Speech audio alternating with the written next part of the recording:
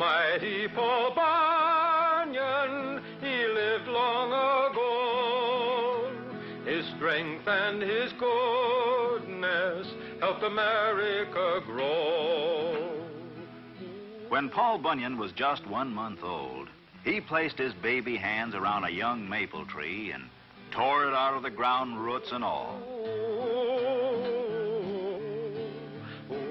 When he was only 18, he was already 25 feet tall and weighed 800 pounds, all bone and muscle. He took one look at the deep forests of the West and found his job: to chop down the trees to make room for cities, farms, and people. Come all you sons of freedom that run the forest stream. Come all you roving lumberjacks and listen to my theme. We'll cross the roaring rivers where the mighty waters flow, and we'll roam the wild woods over, and once more a lumbering go, and once more a lumbering go, and once more a lumbering go. We'll roam the wild woods over, and once more a lumbering go. Paul Bunyan was so tall, he covered miles with every step. Why, one day he started walking across the country. He walked across Ohio, Indiana, Illinois, and then stepped into the state of Wisconsin. There, he met an old farmer, his head bowed down with grief. The farmer told Paul his story. I'm going down the road feeling bad. Oh, my crops have failed and now I'm feeling sad. My family is hungry and we have no place to live. I'm going down the road feeling bad. And with 5 blows of his axe, Paul Bunyan cleared a space of 10 miles for a brand new farm. "Thank you, Paul Bunyan," cried the farmer. "You're welcome," said Paul, as he took an extra big step and walked from Wisconsin into Montana. Yes, Paul Bunyan did some remarkable things, all right. As a soldier in the Revolutionary War, he faced a whole line of cannon.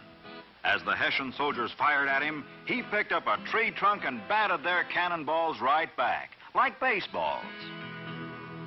Once, when pirates were roaming the east coast of the United States, he splashed his foot in the ocean and started a wave that sank the whole pirate navy. Oh, and I almost forgot. He also built the Rocky Mountains.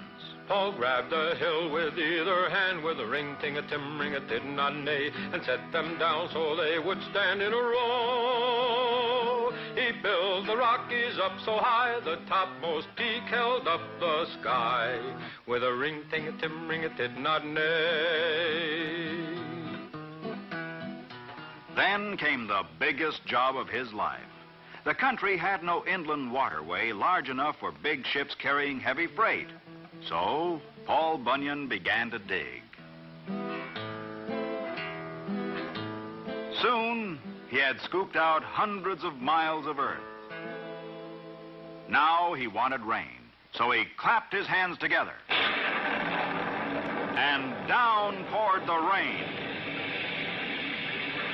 until the holes in the earth were filled with the Great Lakes. La la la la la la la. Now, one of the Great Lakes was named Lake Erie, and the town of Buffalo was on its shore.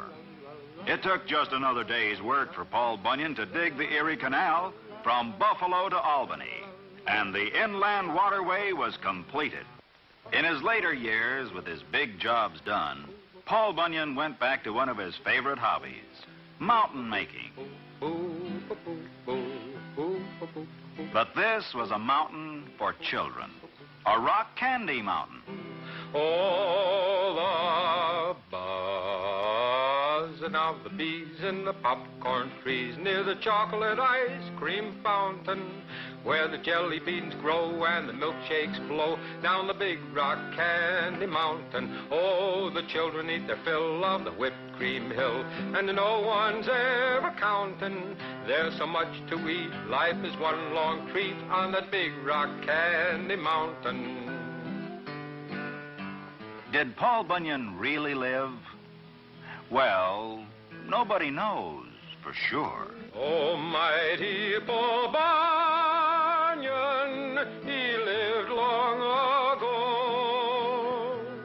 His strength and his goodness helped America grow.